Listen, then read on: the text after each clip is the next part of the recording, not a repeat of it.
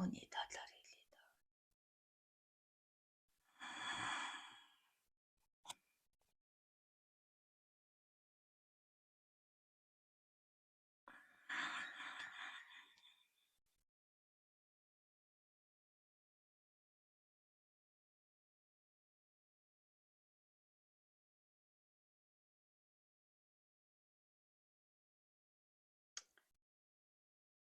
Хүмүүнд итгэл гэдэг зүйл нь үргэлж хуурмал байдлаар мэдрэгддэг юм.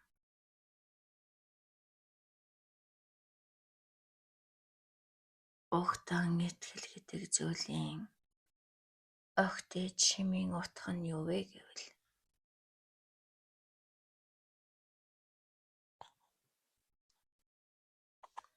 сүнстэн болгонд байдаг агуу их бүтээхийн хүч юм шүү дээ. Эрх хүсэл эрмэлзэл гэдэг зүйлээр хөглөгдөж хүний ертөнцид хүний биеэр гүйхтэй сүнсээр нь дамнуулан энэ биений чинь судас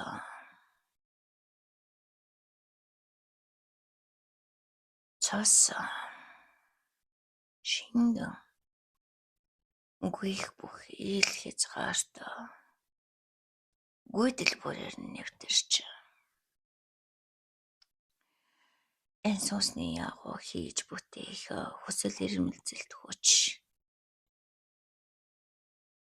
хүмүүнийг өхөн хүртэл мөнх урсаж байдаг юм шүү дээ.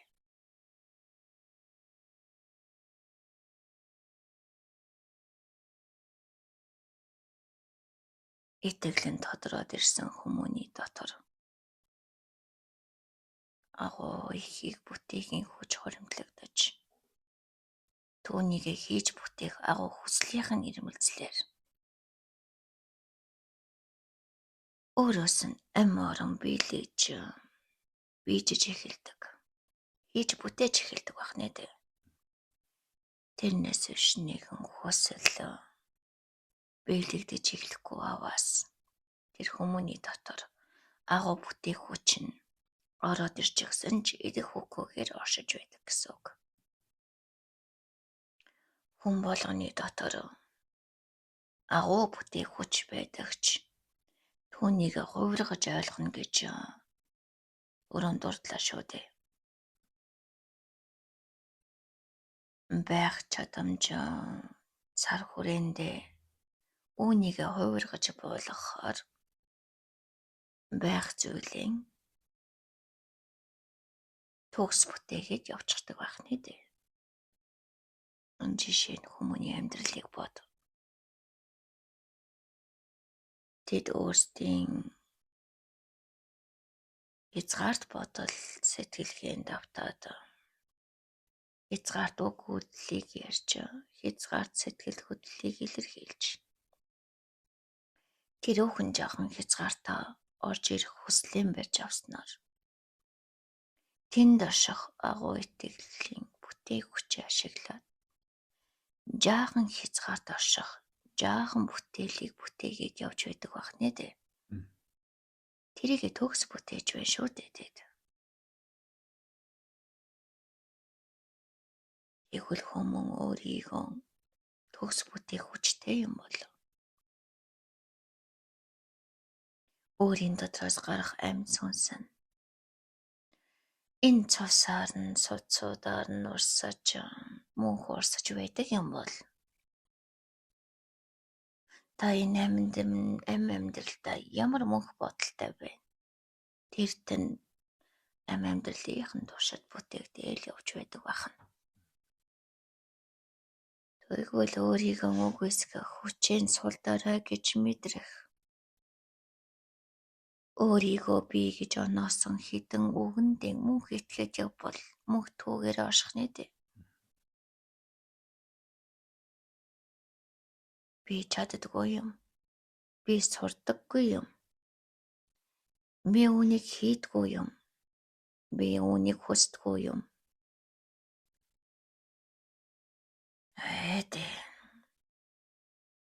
Өөрийгөө хязгаарлан бодох Энэ бүх зүйл одоогийн таныг төгс бүтээж биш үү дээ.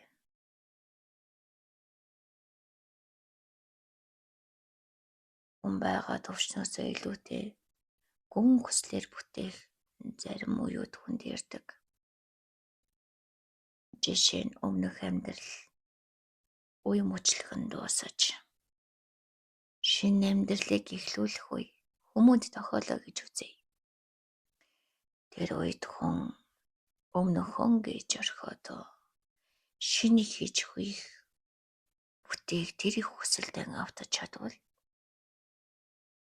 үүний бүтээх шинэ амьдрал руу ордог юм.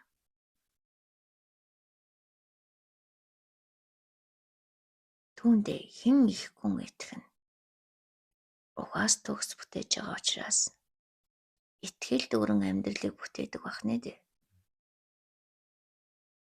Амьдралд хүн өөртөө итгэх итгэлийн тухай байнга ярьдаг. Өөртөө итгэхгүй бол хийж чадахгүй шүү дээ. Гэтэл өөртөө хүн яаж итгэдэг юм? Өөртөө итгэх итгэлийн амьдралаас яаж хүн мэдэрдэг юм?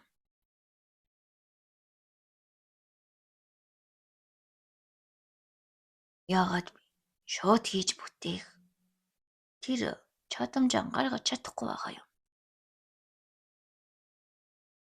Яагаад бүтээх хүчийн хоошин татаж бүтээж чадахгүй дээ итгэхэд байгаа юм?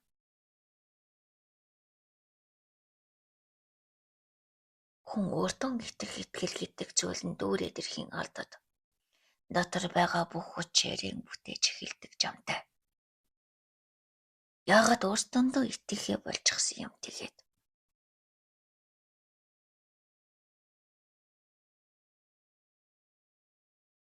Тэд өөртөө итгэхгүй итгэлээрээ өөртөө итгэдэггүй төгс дүрээ бүтээчээд байна шүү дээ. Учир нь тэд цагийн амгт төгс бүтээгч нар тийм үү? За тэгвэл өөртөө яагаад хүн итгэхээ болдго юм бэ гэхээр өөрийн хүч чадлыг цагт нь гаргаж чадахгүй болохоор л итгэхээ болждаг юм да. Та нар сайн санаж байгаа. Маргааш хийчихье. Нөгөөдөр хийчихье гэд хоошин тавьдаг. Энэ өөртөө итгэхгүй байгаа байдал шүү дээ. Өөртөө итгэгч яг орж ирсэн хийхийг хүссэн болгоно яг одоодоо шууд хийж байдаг юм. Энэ нь тэдэнд өөртөө итгэх итгэлийг улам нэмж яг цагт нь хийлээ гэдэг бат итгэлийг дахин дөрвөлж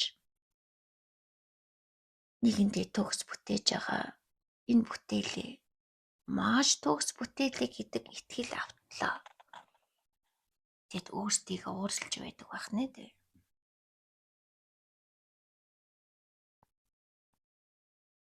Тэгвэл та сул доройхон амьдарч өөрийн хүчээ цааш нь зайлгаж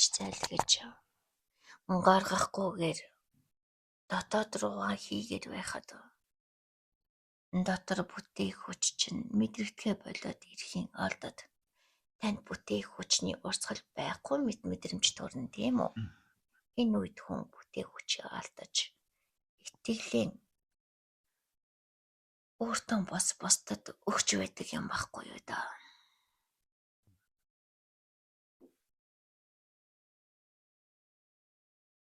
Тэгвэл хүн яаж өөртөө итгэдэг болох вэ? Яг тухай цагт орж ирсэн зүйлээ яг цагт нь л хийж байхад болно. Ингээд л ороод ирдэг хүний итгэл гихч зүйл. Хоош нурагшин тавиад байгаагийн бүх шалтгааны цаана хийж чадахгүй тайл итгэсэн итгэл байдаг юм.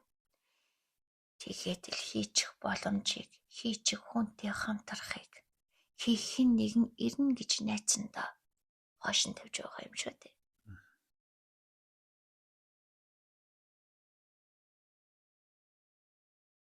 Зэлгсэн бүтээх хүчээ буцаагаад гуйлгаж гаргах хэрэгтэй байх нэ дээ. Тэхийн тулд чадахгүй гэдэг мэдрэмж авсан болгон залгисан шалтгаан учраас яагаад чадахгүй гэдэг мэдрэмж авснаа ухаж ойлгох хэрэгтэй болдгийг. Хэн чадахгүйгээ хэлчихв. Ямар нөхцөлд чадахгүй гэд бодчихов.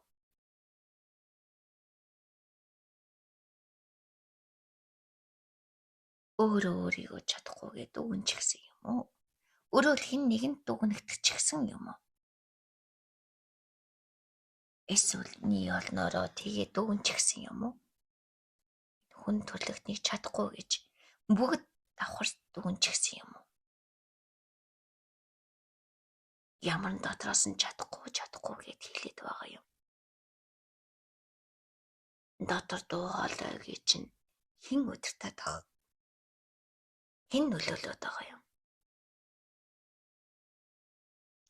Тэр болгоноос л чадахгүй гэж итгэсэн.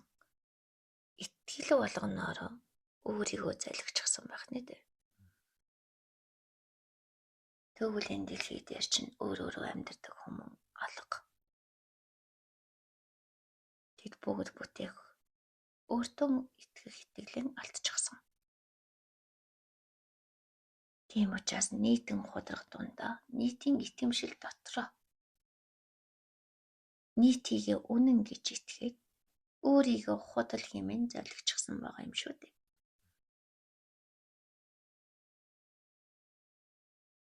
Тэгвэл та нарыг чадахгүй болтон залгичихсан тэр гайд эрчмийг зарлан тунхаглая. Тэр бол ердөө хориг юм.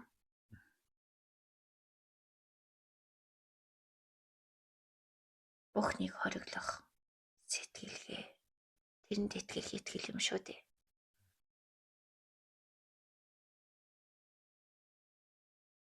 Энэнд л итгэж гэж. Тэгвэл та өөртөө юу хориглож байна?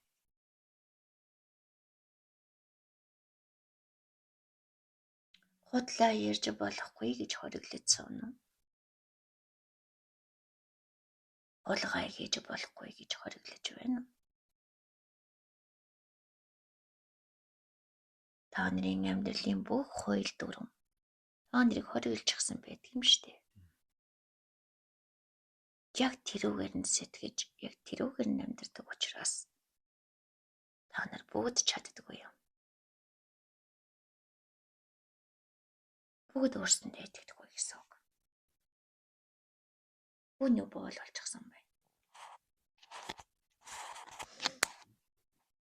Тэгвэл өөртөө итгэх итгэлэн та нар хориг болгоноон тавируулснаар нээдэг.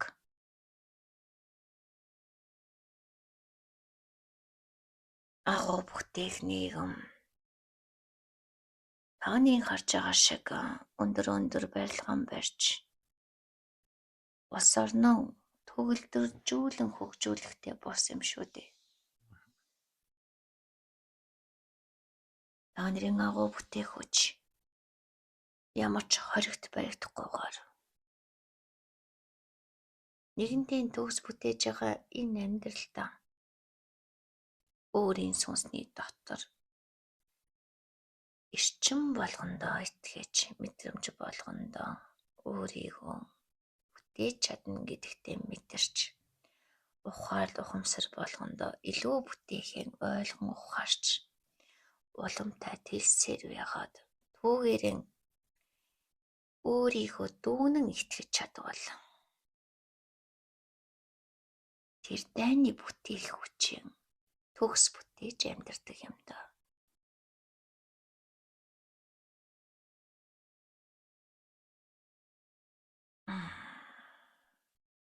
Итгэл гэхээр тэгэхээр ингэж хувирдаг байх нэ дээ.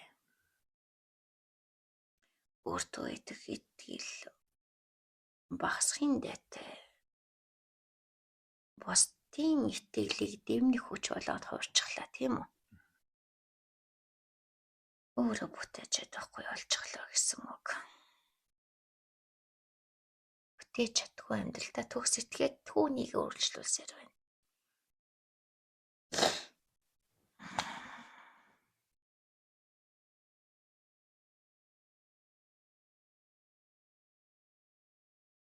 бусдад бүтээх хүчийг өгч өөрөө гуйрамжлан амьдрахдаа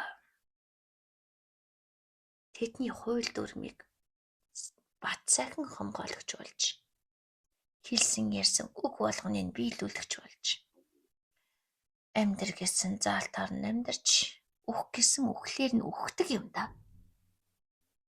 Айдас түхлээр амин хоохолон байж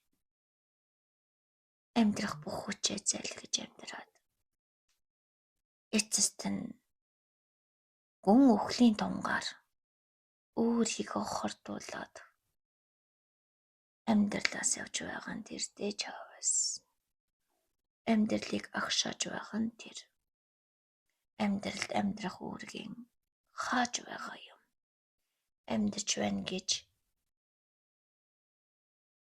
тэр жаахан ухаан дотроо сэтгэж байгаа юм шүү дэж аваас багхан хүчээр амьдарч байна гэж бодон сэтгэн амьдралан бүтээчлээ хөрх юм ээ.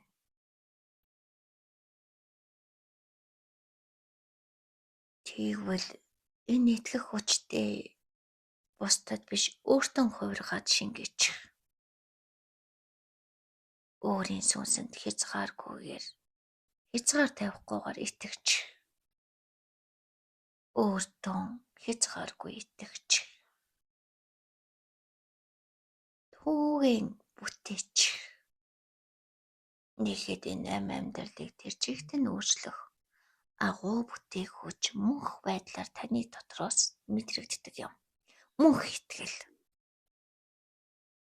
Мөнхийн амьдралыг бүтээх хүчийг мөнх итгэл гэж түүгээр мэдрээд түүгээрээ төгс урлахад мөнх амьдралыг өөрчлөх эрчим энерги танаар бүтээгдэж энэ амьдралын ил ертөнцид амьцолтой бүхнээр дамнан үйлдэгддэг байх нэ дээ.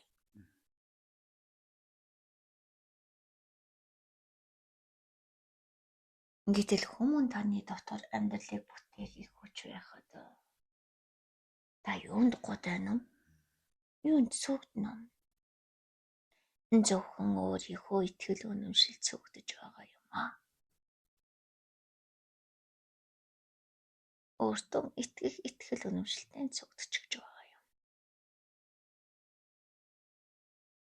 Тэгээд л та сул дорой нэгэн бүгдийн адил нэгэн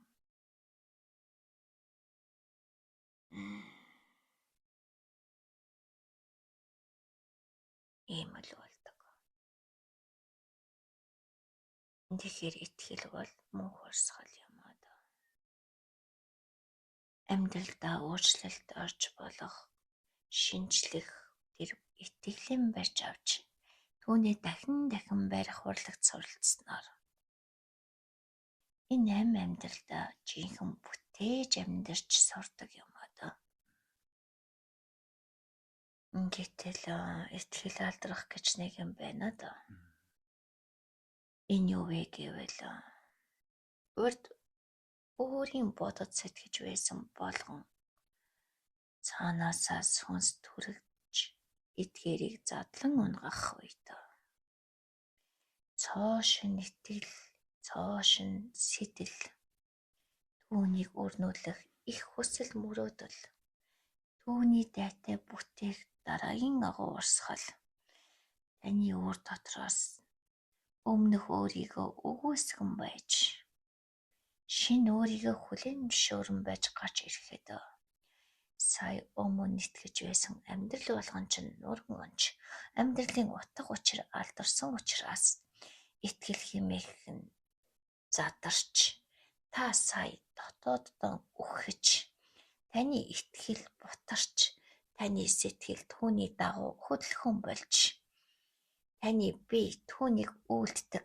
хязгаараас салж ингээд та дараагийн шинэ бүтээх урлаг бүхий амьдралын бүх зүйлээ өөрөөсөө нөхөн гаргаж ирснээр түүгээр нь амьдрах амьдрал руугаа шилжиж дахин их хэмжээгээр бүтээх хүсэл тэмүүлэлд автаж урд өмнөх байсан бүхнээ эвдэх учраас та энэ амьдралд тэрөх агшинд шинээр төрж өгч байгаа юм а та. Энэ бол өөрийнх нь доторх өхөл төрлөө мэдрэх заавал ам би чинь алдран үхэж байж үхдэг юм биш гэдгийг ойлгох мөч юм а та. За энэ үед итгэл алдарч шинэ итгэл төрөн орж ирснээр түүгээр амьдрах шинэ амьдрал үүсдэг байна. Энэ гэтэл хүмүүний амьдралд хитэнтэй давтагдаж болно. Тэр хүмүүс өөрийн өртөн итгэж өөр сүнсэндээ найдаж сүнсээрэн амьдарч амьдралаараа энэ амьдралд ижисэх үед хүмүүс өдөртөө ч ухаж өдөртөө ч сэхэж болно. Энэ нь байнга давтагдсаар ухаж байгаа мэдрэмжинд ч автхан болох үед үүнийг хэвэн үзэгдэл гэж тооцох үед хүн сая мөнх амьдралын мөнх итгэлийг олдог байх нэ дээ. Энийг олж авсан хүн энэ итгэл хэмээгчийг удирдах сорсон энгүй их хүчтэн болдг юм да.